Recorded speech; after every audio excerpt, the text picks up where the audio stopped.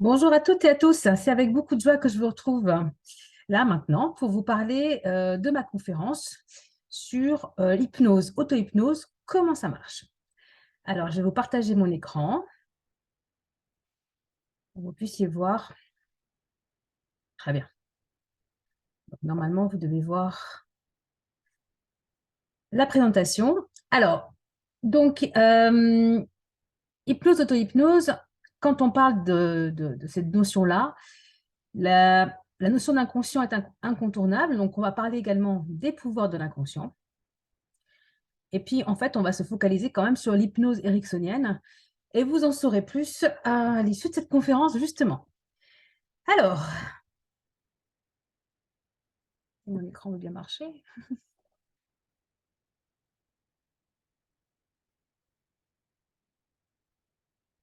Ah, voilà. Oups, c'est allé trop vite. Donc, l'hypnose est maintenant très connue du grand public, par l'hypnose de spectacle, notamment avec peut-être Mesmer, dont vous avez déjà entendu parler. Et si vous vous posez encore la question, est-ce que c'est vrai ou est-ce que c'est des comédiens ou des gens payés pour faire semblant, eh bien, je vous confirme, c'est vrai. Tout est vrai, absolument vrai. Et puis, donc là, ça a vraiment contribué à véhiculer cette notion d'hypnose, même si elle peut paraître un peu inquiétante. Et puis aussi dans les hôpitaux, hein. Aujourd'hui, on a entendu parler plus d'une fois d'opérations chirurgicales sous hypnose. Et de plus en plus d'anesthésistes, médecins anesthésistes se forment à l'hypnose, mais pas que, également des infirmières, des aides-soignants, aides-soignantes, des urgentistes, des pompiers. Effectivement, on se rend compte que quand surtout sur un lieu d'accident notamment, les personnes, en plus de la douleur physique, ont un gros stress. Et souvent, selon la gravité, euh, injecter des produits pour atténuer la douleur peut avoir des conséquences sur comment on appelle ça? Les constantes vitales. Donc, ça peut faire baisser la tension, par exemple, ce qui peut être très dangereux. Donc, l'hypnose peut amener justement à une gestion de la douleur et du stress pour éviter, en tout cas, l'utilisation importante d'antidouleurs.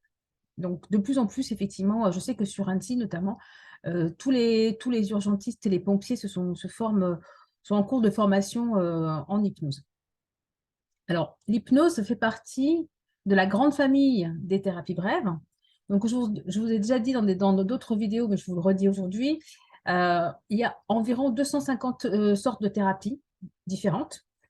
Il y a trois grandes familles qui se dessinent dans ces thérapies-là. On a la thérapie du pourquoi, qui est plutôt tournée vers le passé, hein, comprendre pourquoi on est comme ça aujourd'hui. Donc là, c'est vraiment la psychanalyse, hein, qui est la mère de toutes les thérapies. Avantage de cette thérapie-là, de ces thérapies-là, du pourquoi et donc de l'analyse du passé, c'est qu'on va être dans une bonne connaissance de soi, une bonne compréhension de soi. En revanche, l'inconvénient, c'est que c'est quand même assez long. Il se dit qu'il faut un tiers de sa vie allongé sur le divan pour avoir fait le tour de la question. Vous voyez, c'est quand même pas donné, financièrement et en termes de temps. Deuxième grande famille des thérapies, c'est les thérapies du comment, qui, elles, vont plutôt s'axer vers le futur. Donc, on va être dans tout ce qui est comportementaliste et cognitif. L'avantage de ces techniques-là, bah, c'est que ce sont des thérapies brèves, hein, c'est-à-dire qu'elles sont rapides, en quelques séances, moins de 10 en général, et c'est bon. L'inconvénient, si inconvénient il y a, c'est qu'effectivement, on va rester superficiel, c'est-à-dire qu'on va traiter une problématique, mais on ne va pas forcément gagner en connaissance de soi. Après, ce n'est pas forcément l'objectif. Et la troisième de grande famille des thérapies, c'est la thérapie du présent. Alors, c'est faire avec ce qui est là, tout ce qui est gestalt, par exemple. Alors, c'est intermédiaire en termes de durée, hein, c'est plus long que les brèves, mais bien plus court que la psychanalyse. En général, on a quelques mois jusqu'à maximum 2 ans, à peu près. Alors, ça marche très bien aussi, hein, c'est une question de feeling, encore une fois, de sensibilité, de besoin à ce moment-là.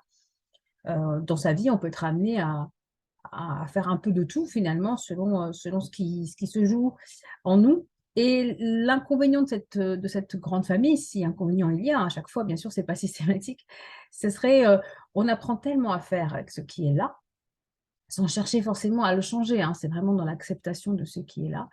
On peut avoir une forme de je m'en foutisme, voilà, c'est-à-dire Pas forcément une envie folle que ça change. Vous voyez, c'est une espèce de détachement qui peut se mettre en place.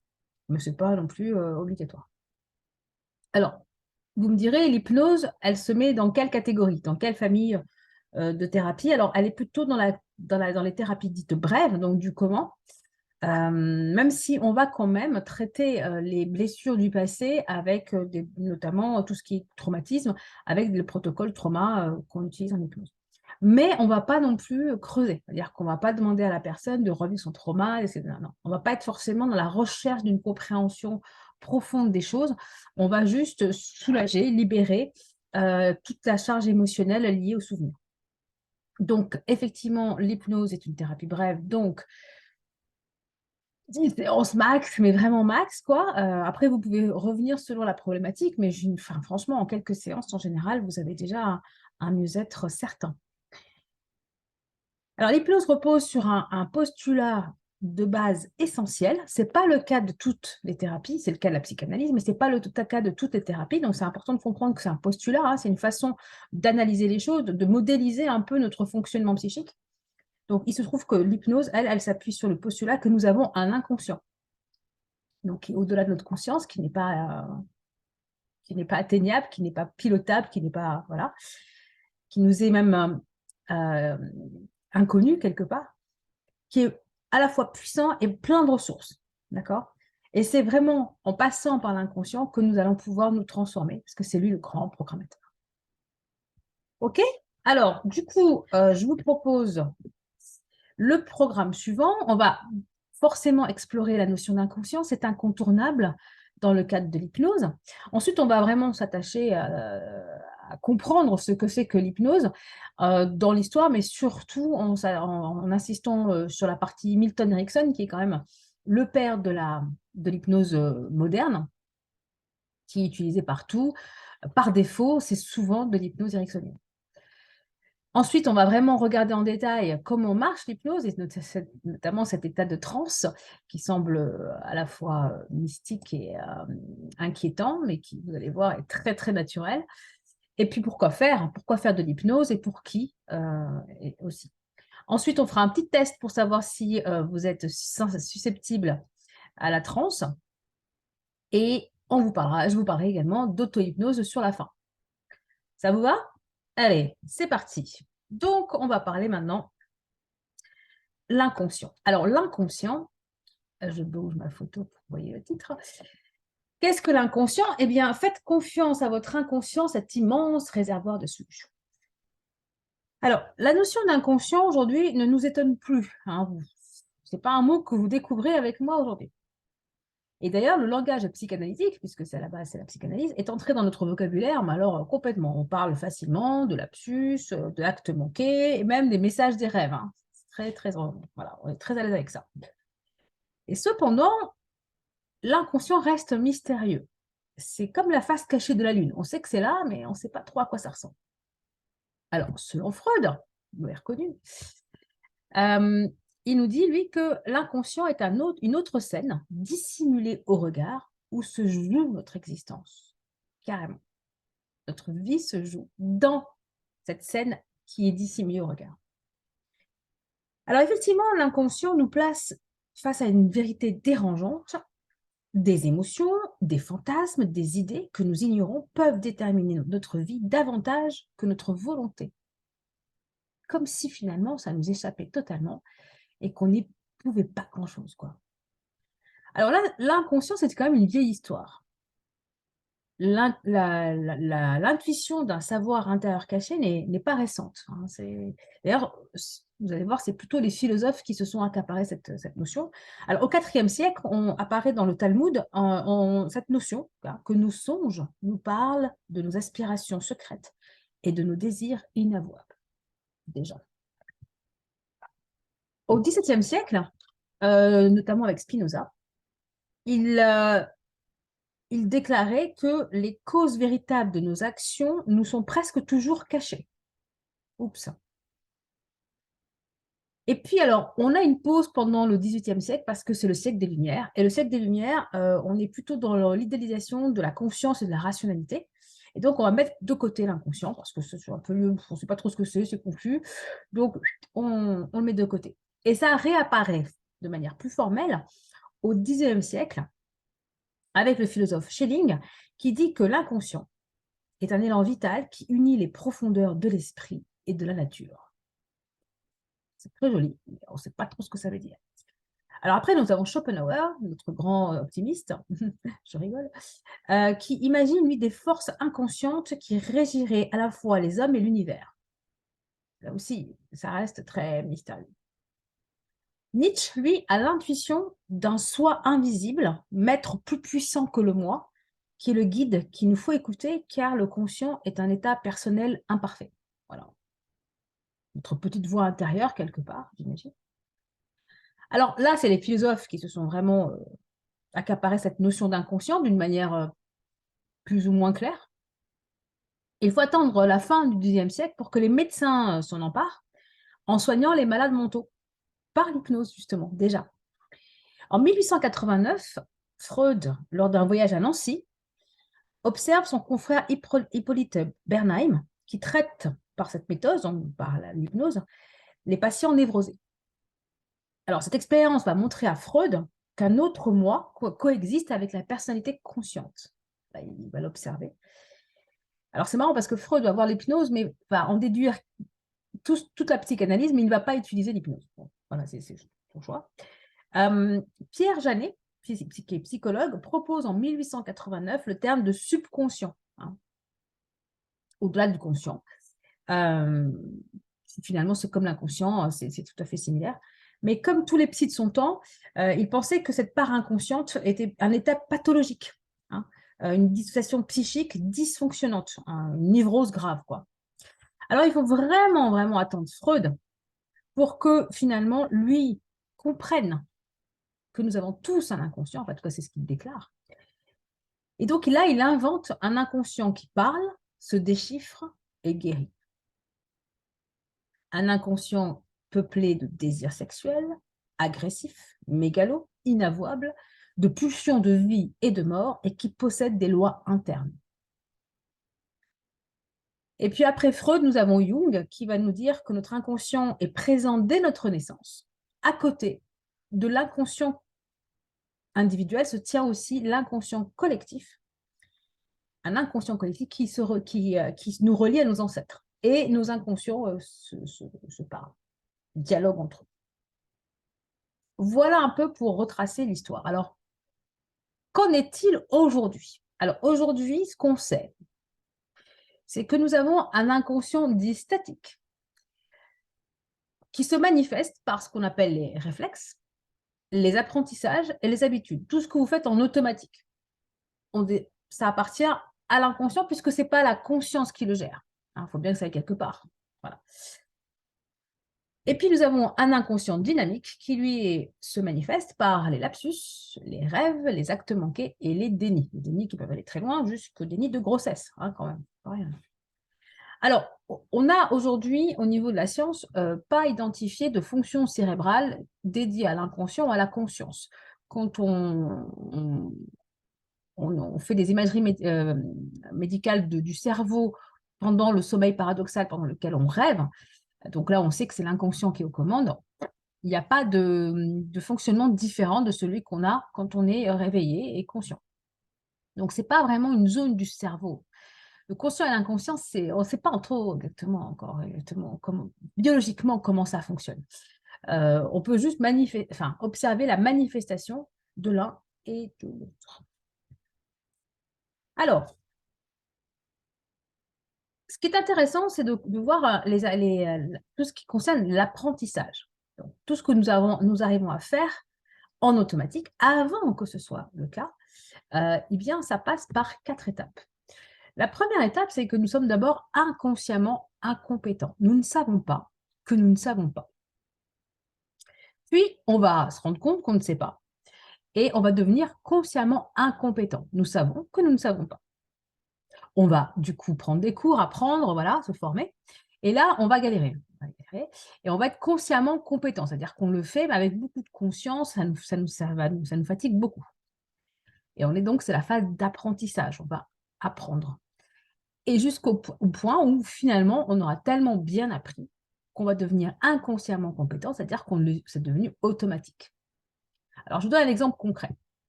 Moi, j'ai mon fils adolescent qui n'a pas encore le permis de conduire et qui me dit: «Ouais, c'est bon, fastoche. Moi, je t'ai vu conduire, j'ai vu papa conduire, ça n'a pas l'air très compliqué. Franchement, 20 heures de conduite, je comprends pas, quoi». Oui, donc il est inconsciemment incompétent. Il n'a aucune idée de ce que ça implique de conduire une voiture. Et puis, on va le mettre derrière un volant et il va essayer de démarrer la voiture, il va essayer de bricoler des trucs et là, il va se dire: «Oh, mais c'est chaud ça, en fait». Exact. Donc là, il va se rendre compte qu'il ne sait pas. Un moment délicieux pour les parents, enfin, petite leçon d'humilité. Ensuite, il va prendre des leçons de conduite. Donc là, vous rappelez-vous, hein, on doit tout regarder, être bien sur sa ligne, tout ce qui concerne les vitesses, le clignotant, les rétroviseurs, les autres autour de soi, ouais, 1 heure de conduite, on était lessivés, hein. Et enfin, aujourd'hui, bah, si vous conduisez, vous voyez bien, vous vous posez pas la question si vous êtes bien sur votre voie, si vous n'êtes pas trop à gauche, trop à droite, vous conduisez parfaitement, en automatique. La preuve, des fois, vous êtes même étonné d'être arrivé là où vous êtes en disant: «Ah, j'ai rien vu passer» et pourtant votre corps, lui, il sait conduire, OK? Donc la qualité de votre automatisme va dépendre de la qualité de votre apprentissage. Si vous avez bien appris, alors vous saurez faire face à toutes les situations. Si on vous a appris à conduire, par exemple, sur la neige ou sur une perte d'adhérence, vous saurez réagir dans ces cas-là. Si on ne vous a pas appris, bah, vous allez faire n'importe quoi, hein. Donc c'est vraiment, bien consolider ces apprentissages et ensuite en auto. C'est également vrai pour tout ce que vous savez faire aujourd'hui, hein, faire vos lacets, écrire, vous habiller, enfin tous les apprentissages aujourd'hui, qui sont acquis, ils sont aujourd'hui en mode automatique. C'est-à-dire que vous n'y mettez pas de la conscience. Alors si on reprend l'exemple de la conduite, vous pouvez à un moment donné, si les conditions climatiques ne sont pas bonnes, s'il y a des conditions de circulation qui sont, particulières, vous allez porter votre attention en plus. C'est-à-dire que vous allez amener de la vigilance, mais vous n'allez pas vous poser la question de comment conduire. Vous allez conduire automatiquement, mais vous allez rajouter votre conscience qui va se focaliser sur, la vigilance autour de vous pour être, pour être en plus en sécurité. C'est vrai aussi quand on fait un sport, notamment s'il y a de la performance, si on doit gagner une course ou je ne sais quoi, on va laisser le corps faire parce qu'on s'est entraîné, entraîné, entraîné. En revanche, on va porter toute notre attention consciente sur l'objectif, sur les étapes, cruciales. OK? Donc on va être, focus. Alors, effectivement, l'inconscient, c'est le grand programmateur. Donc c'est intéressant de comprendre quand on apprend consciemment, c'est-à-dire qu'on est très attentif et on rame un peu. Effectivement, la différence entre le conscient et l'inconscient, c'est que l'inconscient, lui, il va gérer 7000 informations à la seconde. 7000. Il enregistre, en fait, il mémorise les choses à 7000 informations à la seconde, alors que notre conscient va gérer que 7 informations à la seconde. Donc on est vraiment sur un ratio de 1000. C'est comparer un avion de chasse avec une trottinette non électrique. C'est pour ça que quand on apprend à conduire, c'est laborieux, c'est difficile et c'est pas top d'ailleurs, hein, il y a des loupés. Alors que quand c'est en mode automatique, déjà, c'est moins fatigant, bien, bien, bien moins fatigant, et c'est fluide, vous voyez? Et tout ce qu'on sait faire aujourd'hui, c'est pareil. À un moment donné, ça a été laborieux parce qu'on était à 7 infos à la seconde et quand on bascule à 7000, voilà, c'est le super ordinateur, quoi. Pareil pour les sportifs. D'ailleurs, les sportifs de haut niveau, quand ils ont eu, des expériences, d'échecs, une perte de leur performance, ils vont perdre confiance en eux et ils vont rebasculer dans le conscient. C'est-à-dire qu'ils vont se crisper et remettre de la conscience là où ils ne devraient pas en mettre. Donc ils vont être encore moins bons et tout l'art du coach, j'imagine, ça va être de les ramener en mode automatique pour que ce soit l'inconscient qui fasse et non pas le conscient, parce que le conscient, lui, il est très, très, très, très limité. On se fatigue très, très vite. Alors, maintenant qu'on a vu l'inconscient, j'espère que c'est devenu un peu plus clair, même si vous avez compris que ça reste quand même flou, hein, c'est flou, ça ne nous est pas accessible. Et il est temps de s'intéresser à qu'est-ce que l'hypnose. Donc l'hypnose nous dit, Milton Erickson, que c'est une relation pleine de vie qui a lieu dans une personne et qui est suscitée par la chaleur d'une autre personne. On voit bien là, Milton à côté de sa patiente. Effectivement, on a l'hypnose, en fait, ça fait très longtemps qu'on connaît quelque part. En fait, c'est surtout l'état de transe qu'on connaît, qu'on revoit, qu'on découvre dans l'Antiquité, notamment dans les hiéroglyphes, hein, on voit des personnes en état de transe. Et il faut savoir qu'avant Milton Erickson, donc lui, il est né en 1901 et il est mort en 1980. Donc là, je vous ai parlé, hein, notamment du professeur Bernheim. L'hypnose est d'abord, au XIXe siècle, une hypnose directive, hein, où le médecin, en fait, va dicter à l'inconscient ce qu'il doit faire pour aller mieux. Alors, ça ne marche pas vraiment très bien. Alors, ça marche dans le cas d'une extrême souffrance, et encore, parce qu'effectivement, quand on se positionne en ce qu'on appelle en position haute, c'est-à-dire que le thérapeute se met au-dessus et va donner donc des ordres, hein, c'est très autoritaire, eh bien, ce qu'on va choisir, ce que le thérapeute va choisir comme direction pour l'inconscient n'est pas forcément le plus adapté. Et puis, il est fort probable qu'on va développer une résistance à l'autorité. Donc, il faut vraiment attendre Milton Erickson pour qu'il y ait une révolution à ce niveau-là. Alors, pourquoi Milton? Qu'est-ce qui s'est passé dans son existence? Eh bien, en fait, Milton donc, est né en 1901 et il a contracté la polio, la poliomyélite, à 17 ans. Il a même sombré dans le coma, il s'est retrouvé paralysé, il n'avait plus que les yeux et les oreilles qui fonctionnaient, enfin l'ouïe et la vue. Et il a beaucoup, beaucoup observé du coup son corps, hein, les sensations de son corps, et puis à l'extérieur de lui aussi, ce qui se passait à l'extérieur de lui, n'ayant rien d'autre à faire dans cette paralysie temporaire, hein. Et puis il a vu aussi, il a observé beaucoup sa petite sœur qui commençait à apprendre à marcher, à se déplacer. Et par sa maladie, il a compris en fait les pouvoirs de guérison du corps et à quel point le patient est acteur de sa guérison. C'est très important comme notion. C'est vraiment ça qui va révolutionner l'hypnose. Donc, il va rentrer en école de médecine 4 ans plus tard. Donc, il s'est remis de tout ça. Et il va se retrouver, il va découvrir l'hypnose donc à l'hôpital, notamment avec le docteur Hull, qui pratiquait à l'époque une hypnose de son époque, c'est-à-dire directive autoritaire. Et là, il va se dire non. De par son expérience de patient, de malade, il sait que ce n'est pas la bonne façon de faire. Que vraiment, encore une fois, l'idée, c'est de laisser le corps se guérir tout seul et de faire confiance aux ressources du patient et de son inconscient. Donc lui, il va révolutionner.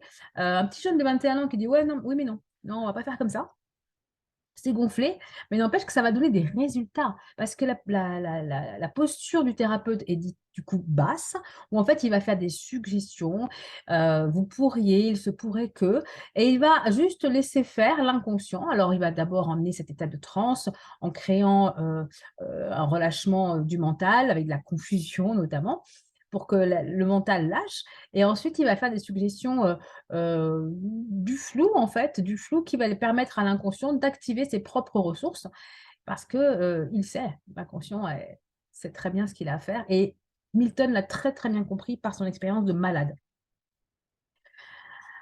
Alors, l'état de transe, on va rentrer plus en détail dans cet état de transe qui semble un peu mystique, un peu particulier, comme si voilà, on était dans un parcours initiatique, je ne sais quoi.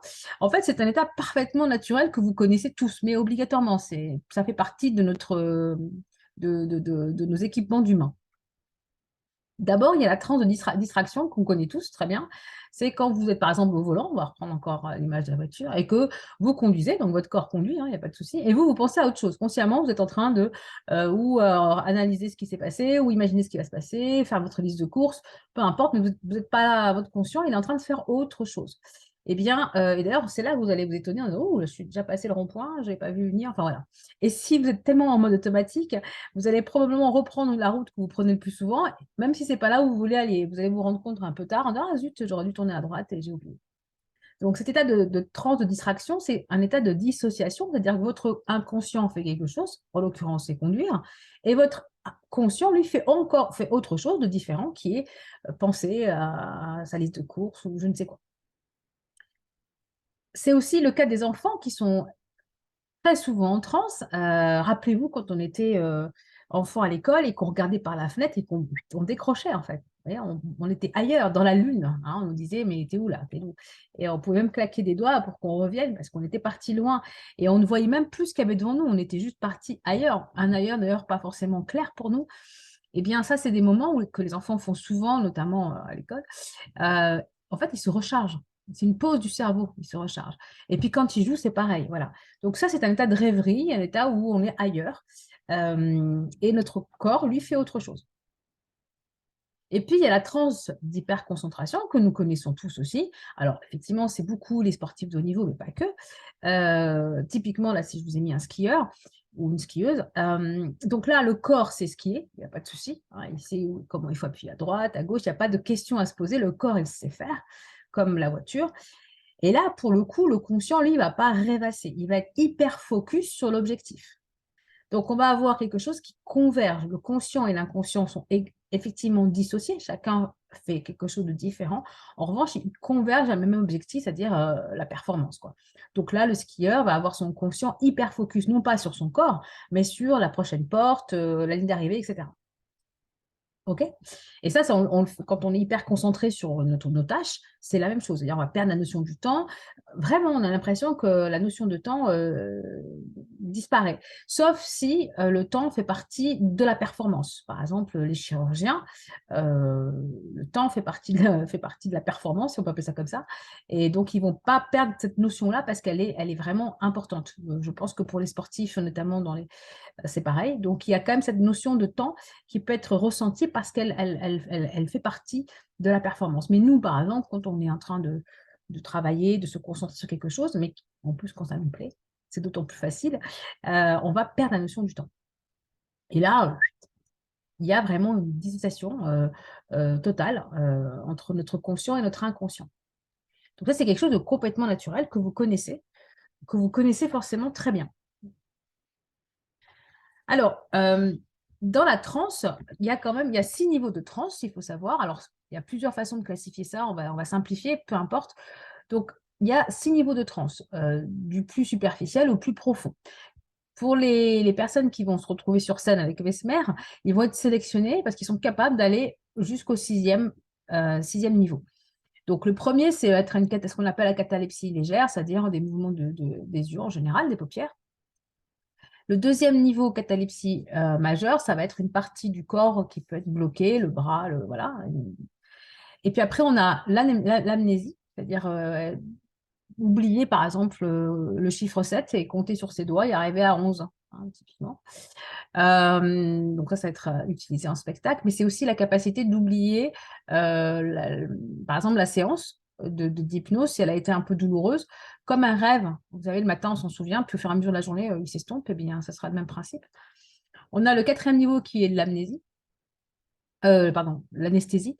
Donc là, on va pouvoir anesthésier des zones complètement, c'est-à-dire sentir le toucher, le contact, la pression, mais ne pas sentir la douleur. Donc là, ça demande quand même un 4e niveau. Enfin, voilà, il faut y aller, quoi. Et puis, les 2 derniers niveaux, c'est hallucination. D'abord positive, c'est-à-dire qu'on va rajouter des choses. Et puis, la deuxième, plus profonde, c'est négative, c'est-à-dire qu'on va retirer des choses, comme retirer des vêtements, retirer des objets, etc. Où là, l'inconscient colle une image inventée. Enfin, c'est fort, quand même. Mais nous ne sommes pas égaux face à la transe. Il y en a qui vont arriver jusqu'au 6e niveau. Ils sont rares, hein. Et puis, les autres qui vont rester au 1-2. Alors, ça n'a aucune espèce d'importance dans le cadre de la thérapie, parce qu'en fait, un niveau 1 suffit pour que ça fonctionne, en fait, hein, puisque tout ce qu'on veut, c'est que l'inconscient arrive bien à l'écoute, et donc peu importe. Donc, on va induire une transe, c'est-à-dire qu'on va accompagner la personne dans un état de transe, donc en fait, c'est vous, en réalité, qui vous mettez en transe, qui vous autorisez à être dans la transe, et un niveau 1 suffit largement pour que la séance se passe très bien. Après, c'est plus personnellement, c'est intéressant d'aller découvrir ce que notre inconscient est capable de faire quand on se laisse aller à ça. Et en fait, quand on voit Mesmer notamment, bon, il a du mérite parce qu'il fait quand même un vrai show, mais en réalité, ce sont les personnes qui sont extraordinaires, hein, de se laisser aller, être capable de rentrer en transe profonde dans n'importe quel contexte. C'est quand même assez rare. Ils sont 5% de la population à peu près.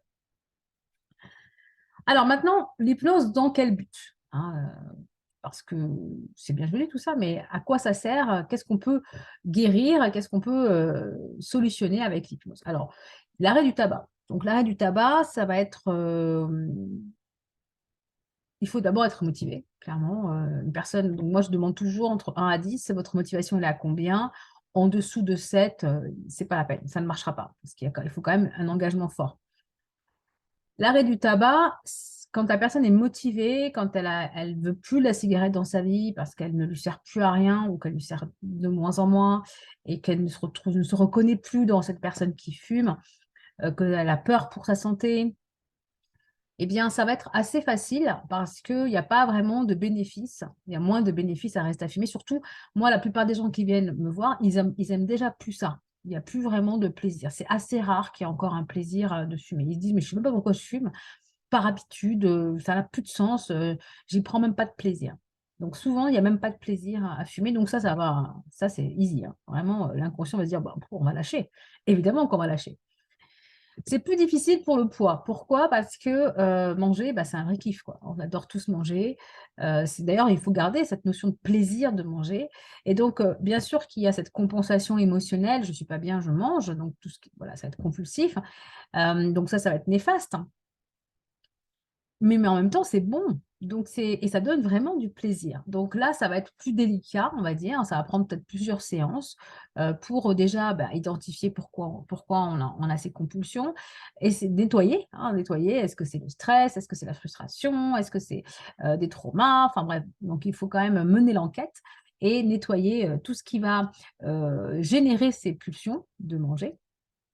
Et ensuite, effectivement, se reconnecter à son corps, rester dans le plaisir de manger, sans se faire du mal, en fait. Donc vraiment, se reconnecter à la sensation de faim et de satiété, donc revenir à des fondamentaux, à ce qui est naturel, et puis manger ce qui nous fait du bien, qui nous apporte un vrai confort, de l'énergie et du plaisir.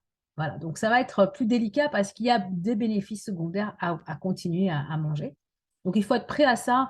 Si votre vie, elle est tout en chantier, ça va être compliqué de gérer ça en plus parce que votre inconscient va se dire, non, mais là, t'es gentil, mais on ne peut pas, quoi. On peut pas. On est en train de déménager, on est en train de changer de boulot, on est en train on a un parent malade, on est en train de se séparer. Enfin, non, non, il n'y a pas moyen, quoi. Donc, effectivement, il faut quand même un minimum de confort dans sa vie pour pouvoir faire ça.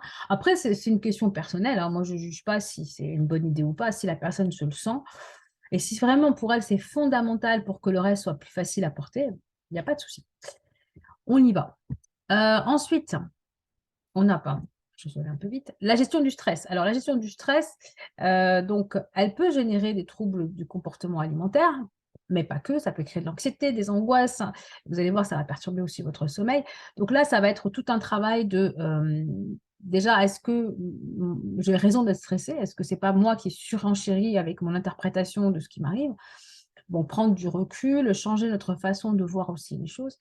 Et puis après, reprendre confiance dans notre corps et à notre capacité de se remettre de ça. C'est-à-dire, je peux être stressée, mais je vais rapidement revenir à un état d'équilibre. Traitement des traumatismes, ça marche très bien. Alors, c'est rare que les personnes viennent spécifiquement pour ça. En général, les traumas apparaissent dans la discussion, dans la fameuse phase d'anamnèse, c'est-à-dire les 3/4 de la séance, hein, où on va vraiment discuter, échanger, où on va mettre en évidence la problématique et surtout faire émerger les solutions. Donc, par le questionnement, le thérapeute fait émerger les solutions chez l'autre. Et les traumas vont ressurgir naturellement quand la personne va se raconter. Donc, l'idée, ce n'est pas de lui faire vivre les traumas. Contrairement à l'EMDR, qui est une très bonne technique aussi de gestion des traumas. Alors, l'EMDR, ça vient des mouvements oculaires, hein. C'est eye, hein. EM, c'est eye movement. Donc, l'idée, c'est qu'en fait, c'est une psychiatre américaine qui s'est rendue compte qu'en sommeil paradoxal, donc le sommeil paradoxal est appelé ainsi parce qu'en fait, le corps est paralysé du tronc cérébral là, jusqu'au pied. Mais le cerveau, lui, il est en pleine activité. Donc, il y a un paradoxe entre la paralysie du corps et l'activité cérébrale. D'où le nom de sommeil paradoxal. Et dans ce sommeil paradoxal, on rêve. Et quand on rêve aussi, on a des mouvements oculaires sous les paupières. Et ça contribuerait à la cicatrisation émotionnelle de ce qui a été vécu. Donc, on ne sait pas trop comment ça marche, encore, mais on sait que ça marche. Donc, À la limite, c'est ça le plus important. Donc, cliniquement, ça a été observé comme efficace. Donc, cette psychiatre a étudié cette méthode et elle a donc créé le MDR et qui a énormément bien fonctionné sur tous les syndromes post-traumatiques, notamment de ceux qui revenaient des conflits de guerre, les victimes d'attentats, les victimes d'agressions, de viols, etc. Et ça a été aussi donc importé en France par le psychiatre David Servan-Schreiber, qui a amené le MDR. Et maintenant, aujourd'hui, si vous cherchez un thérapeute MDR, il y a des annuaires, vous tapez annuaire et puis vous trouvez dans votre région des psys formés à cette technique. Alors, elle fonctionne. En revanche, vous devez vivre le trauma, c'est-à-dire vous devez le raconter de nouveau, vous remettre dans la charge émotionnelle. Mais effectivement, avec les mouvements oculaires, donc on suit les mains et doigts du thérapeute, il y a cette cicatrisation qui s'opère. Ça peut demander un peu de temps selon notre réceptivité par rapport à cette technique. Et puis, ça peut être quand même assez douloureux. Donc, il faut vraiment que le trauma soit très élevé pour qu'on se dise, allez, j'en peux plus, j'y vais. Quand c'est un peu light ou quand on est un peu dans une forme de déni, on ne va pas forcément faire ça, cette technique-là. Alors qu'en hypnose, il n'y a pas besoin de revivre ça. C'est important, c'est vraiment confortable. Et pour la personne et pour le thérapeute. Il ne se prend pas une charge de souffrance de l'autre. Donc, c'est vraiment du win-win, comme on dit. La personne a juste à expliquer le cadre, hein, c'est-à-dire à l'âge, avec qui, ce qui s'est passé, mais vraiment de manière très, très, très, très succincte. Et après, quand la personne sera en transe, il suffira juste de demander à l'inconscient d'aller chercher ce souvenir, parce qu'il sait très bien faire, et le traiter. Voilà. Alors ensuite, il y a le traitement des phobies, hein, qui d'ailleurs c'est très similaire au trauma, une peur irrationnelle, excessive, qui peuvent être très handicapantes, hein. Moi, j'avais lu, il y a longtemps, qu'il y avait un footballeur qui a renoncé à une carrière internationale parce qu'il avait peur de l'avion. Donc, il a renoncé. C'est-à-dire c'était vraiment impossible pour lui de dépasser ça.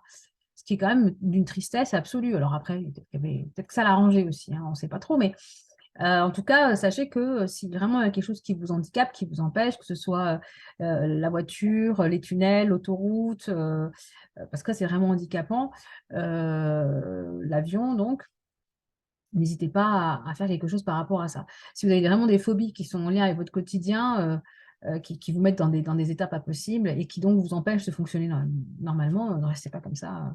Traitez ça et ça marche très très bien, l'hypnose là-dessus. Ensuite, globalement, ça aide aussi à améliorer sa confiance en soi. Déjà, en soignant les traumatismes, vous allez libérer des choses, hein. Vous allez faire péter un peu des couvercles qui vous empêchent d'être vous-même et puis retrouver une forme de sécurité intérieure. Et donc là, on va pouvoir vraiment travailler dans l'expansion de votre confiance en vous d'une manière plus profonde. Dans la même veine, s'affirmer, hein. Moi, j'ai des personnes qui viennent qui me disent: «Mais j'arrive pas à dire non». Voilà, je me fais, alors ils viennent me voir pour autre chose, hein. Je grignote, par exemple, j'arrête pas de manger et quand on creuse, on se rend compte que c'est des personnes qui sont, entourées de personnes qui abusent d'elles, en fait, de leur gentillesse et de leur incapacité à s'affirmer, à dire non. Et bien, on va travailler cet axe-là aussi. On va travailler sur le poids, mais on va travailler aussi sur, cette capacité à dire: «Bah non, en fait, je suis pas d'accord», donc et apprendre vraiment à se respecter. L'amélioration du sommeil, ça peut être un objet de consultation et souvent, c'est lié à du stress, voilà, peut-être à des traumas. Donc, le sommeil, en fait, il faut pouvoir dormir bien. C'est un lâcher-prise, hein. Donc, il faut vraiment se sentir en sécurité, à l'extérieur et à l'intérieur de soi. Les troubles du sommeil, que ce soit l'endormissement ou qu'on se réveille dans la nuit, qu'on n'arrive plus à se rendormir, c'est une hypervigilance. Le cerveau, il ne baisse pas la garde. Il dit non, on n'est pas en sécurité. Donc, il va sécréter du cortisol, hein, qui va empêcher donc, du coup, le sommeil. Et donc, l'idée, ce sera vraiment de comprendre d'où vient cette hypervigilance, pourquoi on se sent obligé d'être en hypervigilance, retrouver une sécurité intérieure pour pouvoir laisser le corps dormir. Parce que lui, il sait très bien faire. C'est juste qu'on l'empêche par des pensées qui le mettent en situation d'hypervigilance. Il nous rend service, en fait. Il dit, bon, ok, t'es pas safe, t'es pas sécure, je fais ce qu'il faut. Mais bon, après, vous voyez bien, c'est un cercle vicieux. Moi, je dors, moi, je me sens en sécurité parce qu'après, je n'arrive plus à gérer mes émotions, je deviens parano. Enfin, vous voyez, donc il faut vraiment casser ce cercle en retrouvant déjà un sommeil de qualité. Et puis, 3 petits points parce que voilà, je ne sais pas ce que l'hypnose ne veut pas traiter, hein. Alors, l'état dépressif, par exemple, peut être vraiment traité, on va dire, ou co-traité par l'hypnose. Quand on est vraiment dans une dépression, en général, on a tout intérêt à cumuler les aides, hein. C'est-à-dire, si vraiment c'est profond, avec des pensées suicidaires, vous avez intérêt à voir un psychiatre, vous avez intérêt à voir un psychologue, un ou une, hein, bien sûr, et vous avez peut-être intérêt à trouver des thérapies brèves en complément pour accélérer certains processus. C'est pas idiot, hein, parce que là, vraiment, on est sur quelque chose de lourd et de grave, donc il y a faut pas prendre ça à la légère. Donc l'hypnose peut vraiment venir en appoint sur certains points, pour accélérer certaines guérisons. Par exemple, la digestion de certains traumas, ça peut aller plus vite. Et ça peut vous permettre de vous sentir mieux, mais il faut quand même continuer les autres aides autour, hein. L'hypnose peut également vous aider pour digérer, bon, c'est toujours dans les traumas en réalité, une maladie, la perte de quelqu'un. À partir du moment où vous commencez à dysfonctionner, c'est-à-dire que vivre des difficultés, c'est la condition d'humain, hein, d'accord? On est amené à vivre de la douleur, en fait, de la douleur physique ou psychique, parce que, voilà, sinon il faut s'incarner en chat, hein. Nous, les humains, c'est incontournable. La souffrance, c'est autre chose. La souffrance, c'est ce que je me dis de la douleur. Et là, je vais rajouter des couches supplémentaires qui vont rendre ça peut-être insupportable ou invivable. Donc, l'idée, c'est vraiment de, de, de ne pas créer sa souffrance, donc de ne pas créer de la souffrance, donc peut-être avoir une interprétation différente des choses, accueillir ce qu'on ne peut pas changer, accepter d'être triste, d'être pas bien par moment, parce que la vie bah, nous amène ça et c'est OK, enfin, c'est normal, on ne peut pas être tout le temps, voilà. Sinon, il faut prendre des drogues et encore, même toujours la descente. Donc, si on veut vivre notre vie d'humain totalement et pleinement, il faut accepter ces moments de moins bien. C'est normal, c'est inévitable. Surtout si on aime des gens, si on s'engage dans des projets, on va avoir des déceptions, on va avoir des choses qui vont s'arrêter, on va avoir des gens qui vont partir, voilà. Donc c'est inévitable. Simplement, il ne faut pas qu'on dysfonctionne, c'est-à-dire que si on n'arrive plus à se lever le matin, qu'on commence à sombrer, là, il y a quelque chose qui ne va pas. Être triste dans sa journée, avec des moments où on arrive à rire, ça va, c'est OK. Mais si on arrive, alors bien sûr, je ne parle pas tout de suite sous le choc d'une nouvelle. Vous apprenez le décès de quelqu'un, vous allez très très mal pendant quelques temps, c'est complètement normal. Sinon, c'est que vous n'en avez rien à faire. Mais il ne faut pas que ça s'étale dans le temps. Voilà, vous voyez, à un moment donné, il y a une vigilance à avoir quand ça devient un problème et non plus une difficulté. Voilà pour ce qui est de l'hypnose et dans quel but. Alors, pour qui? Pour n'importe qui, l'hypnose. Alors, l'hypnose pour les enfants, il faut vraiment voir des spécialistes, hein, parce que c'est particulier. Les enfants sont tout le temps quasiment en transe, donc on va passer par le jeu. Il faut donc avoir du matos pour ça, et il faut connaître vraiment comment fonctionne l'enfant et son évolution et son apprentissage. Donc, je vous invite vraiment à plutôt, si vous voulez faire ça pour vos enfants, à trouver vraiment des personnes spécialisées là-dedans. Après, les adolescents, il n'y a pas de souci. En général, quand on fait les adultes, on est capable de faire les adolescents pour peu qu'on connaisse l'adolescence et qu'on sache, voilà. Mais bon, en général, les thérapeutes sont censés quand même connaître leurs limites. Censés. Et puis, bien sûr, les adultes, alors n'importe qui, hein, en réalité, sauf les contre-indications de l'hypnose, en tout cas pour moi, c'est toutes les maladies mentales qui sont déjà dans la dissociation, comme la schizophrénie, la bipolarité, les bouffées délirantes, enfin des personnes qui ne sont pas stabilisées, ça c'est sûr qu'on n'y va pas déjà. Et même stabilisées, moi je suis assez prudente parce qu'ils ont tendance déjà à la dissociation. Je pense que l'hypnose peut, voilà, je conseillerais d'autres thérapies, d'autres sortes de thérapies dans ces cas-là. Et puis deuxième cas de contre-indication, c'est si on croit avoir vécu quelque chose, mais on ne s'en souvient pas et on voudrait que l'hypnose nous fasse révéler ce souvenir. Alors ça, c'est non. En tout cas, moi, c'est non, parce qu'en fait, 50% de nos souvenirs sont construits. Donc, en fait, la personne, elle va juste inventer quelque chose, peut-être, ou le retrouver, peut-être, mais on n'aura aucun moyen de savoir si c'est vrai. Donc, on n'y va pas. Alors, si vraiment la personne, elle croit avoir vécu quelque chose et que ça lui pourrit sa vie, hein, c'est-à-dire que c'est très douloureux pour elle, eh bien, on va prendre d'autres biais. On va faire autrement, mais on ne va pas aller chercher le souvenir. Donc, on ne va pas forcément traiter le traumatisme comme d'habitude, où on va se coller un souvenir, parce qu'il faut un souvenir dans le trauma. On va vraiment s'y prendre différemment. Mais on va y arriver, il n'y a pas de souci.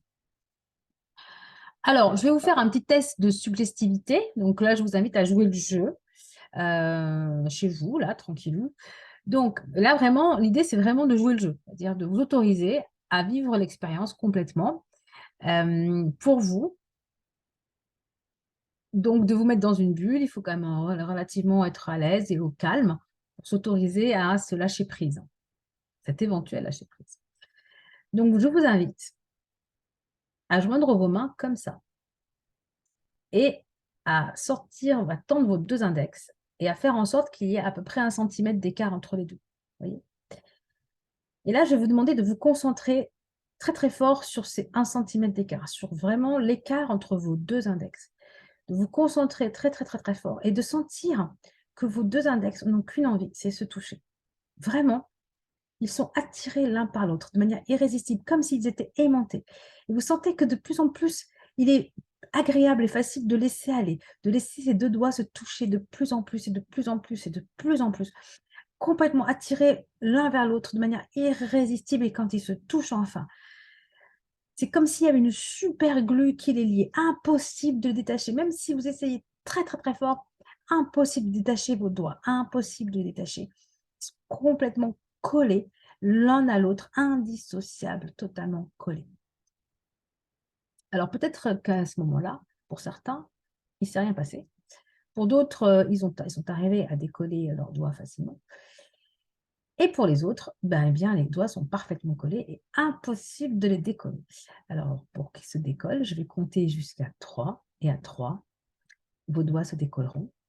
1, 2, 3, maintenant. Alors, si vos doigts se sont collés, vous faites partie des 30% des personnes, 25-30%, qui sont vraiment réceptifs à la transe. Les autres, vous êtes dans les 70% et tout va bien. Alors, comme je vous l'ai dit, bon là, c'est vraiment un petit test fun. Ça n'a pas d'espèce d'importance dans le cadre de l'hypnose thérapeutique. Déjà parce que il y a un lien de confiance qui va se créer, et c'est indispensable. Si ce n'est pas le cas, déjà, c'est très mal barré, entre vous et votre thérapeute. Donc, pendant ces 45 minutes, c'est 1 heure, 1 heure et quart, ça dépend si c'est la première séance ou un suivi, vous allez vraiment vous sentir bien avec l'autre. Et quand vous allez vous retrouver dans ce cadre où la personne va vous guider pour aller en transe, vous allez être vraiment en capacité de vous laisser aller. Plus ou moins, encore une fois, je vous ai dit qu'on ne sommes pas égaux face à la transe et ce n'est pas forcément quelque chose que vous pouvez contrôler. Mais encore une fois, une transe de niveau 1 ou 2 suffit largement pour que toutes les suggestions fonctionnent. Okay. Mesmer et autres, quand ils font un test de suggestibilité, ils le bâclent, ce que je viens de faire, ils le font très vite pour sélectionner ceux qui vont vraiment être très, très réceptifs. Ils vont prendre la crème de la crème de la crème, les 5% de la population capables de rentrer en transe profonde dans n'importe quel contexte. Et ceux-là, c'est eux qui vont faire le show. Voilà. Alors maintenant, qu'est-ce que l'auto-hypnose? Du coup, vous allez me dire. Alors en fait, il s'agit toujours d'auto-hypnose dans le cadre de la transe. Hein. C'est vraiment, le thérapeute va vous guider avec la voix, mais c'est vous qui allez vous laisser aller à la transe. Donc là, en fait, dans l'auto-hypnose, ce qu'on apprend à faire, parce que ça s'apprend, hein, c'est à ce que votre conscient devienne votre hypnotiseur, votre thérapeute. Donc c'est lui qui va vous guider dans votre tête, hein, en parlant, à aller dans la transe. Et plus on le fait, plus on y va vite. Mais vraiment, de plus en plus vite. Alors, comment ça se passe? Donc, en fait, voici le déroulement d'une séance d'hypnose et même d'auto-hypnose. Il y a donc 5 étapes. La première, c'est ce qu'on appelle l'induction, c'est-à-dire accompagner la personne vers la transe, que ce soit donc en auto-hypnose tout seul ou avec un thérapeute. Ensuite, on va approfondir la transe, histoire d'amener du confort à la personne. Donc, on va utiliser des outils comme la confusion, comme accentuer la dissociation, parce qu'en fait, c'est un état dissocié. Donc, on va augmenter cette sensation de dissociation en disant, par exemple, il y a un côté qui est lourd, l'autre côté qui est léger, une partie de vous fait ceci, tandis qu'une autre partie de vous fait cela. Donc, on va jouer sur le corps et aussi dans les différentes facettes de notre esprit. Ensuite, une fois qu'on a approfondi la transe, là, on va faire ce qu'on appelle le plateau thérapeutique. C'est là où on va dérouler les protocoles qui vont donc guérir. Donc là, c'est là qu'on va faire les suggestions à l'inconscient en utilisant son langage qui est le langage de la métaphore, le langage du symbole. Donc là, il y a des protocoles qui existent déjà. Moi, j'ai été formée avec des scénarios, en fait, tout prêts. Et puis, vous avez aussi la liberté d'inventer, de créer ce souvenir consciemment. Voilà, de manière métaphorique ou de manière un peu plus dirigée. Et puis après, on fait sortir de transe parce qu'il faut amener la personne à sortir de transe, hein. Donc, ça s'accompagne, bien évidemment, pour qu'elle revienne à elle et qu'elle se réassocie, hein, pour que l'inconscient et le conscient refusionnent entre eux et que la personne elle soit alerte, hein. Eh bien, vous pouvez faire ça, la même chose, avec en auto-hypnose, en fait. Donc, ça s'apprend, comme je vous l'ai dit, pourquoi faire? Eh bien, assez facilement, on peut avoir voilà. Donc, on peut faire des métaphores pour récupérer l'énergie, hein. On dit qu'un quart d'heure d'auto-hypnose, de transe, donc c'est l'équivalent de 3 heures de sommeil. Donc, on peut vraiment recharger ses batteries, en utilisant l'auto-hypnose, qui est quand même un super outil pour ça. Alors, ça n'empêche pas qu'à un moment donné, il faut quand même dormir, hein, la nuit, hein. Mais ça peut donner un petit coup de boost quand on sent qu'on a un coup de moins bien. Ça peut aussi nous aider à retrouver le calme intérieur, une forme de sérénité quand ça s'emballe, quand on sent qu'on perd pied, de revenir à l'intérieur de soi. Donc tout ce qui est technique de sophrologie, de yoga, de respiration, de cohérence cardiaque, tout ça, ça fonctionne très très bien aussi. Et l'hypnose peut être aussi un outil. On peut même utiliser ces outils-là dans l'état de transe. Vous voyez, on peut aller rechercher les éléments de sophro qu'on connaît ou de cohérence cardiaque. Pendant qu'on est en transe, ça va être amplifié du coup en termes de résultats. On peut effectivement, si on doit vivre quelque chose de nouveau dans sa vie, un entretien, un petit défi à relever, une conférence à donner, je ne sais quoi, eh bien, on peut se booster en fait, se préparer mentalement en se donnant confiance en soi de manière ponctuelle ou de façon plus on va dire continue, plus profonde, plus pérenne. Augmenter sa concentration également, si on a besoin vraiment, si on sent qu'on s'éparpille, qu'on a des difficultés à être focus, on peut travailler là-dessus, toujours par la métaphore, en imaginant une histoire qui vous parle d'un laser, ou je ne sais quoi. Et là, votre inconscient va comprendre que là, dans certaines situations, il doit être comme ça et il va du coup le faire. On peut apprendre aussi à gérer la douleur. Surtout pour les personnes chroniques, soit donc une douleur qu'on a tout le temps, soit, liée à une opération, à un traitement.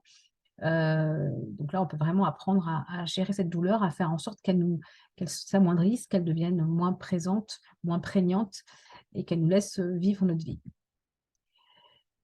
On peut également apprendre en auto-hypnose à améliorer ses capacités de guérison, de cicatrisation du corps, en activant nos ressources intérieures là-dessus aussi. Améliorer son sommeil, évidemment. Et puis, voilà. Alors après, l'auto-hypnose a ses limites, comme l'automassage.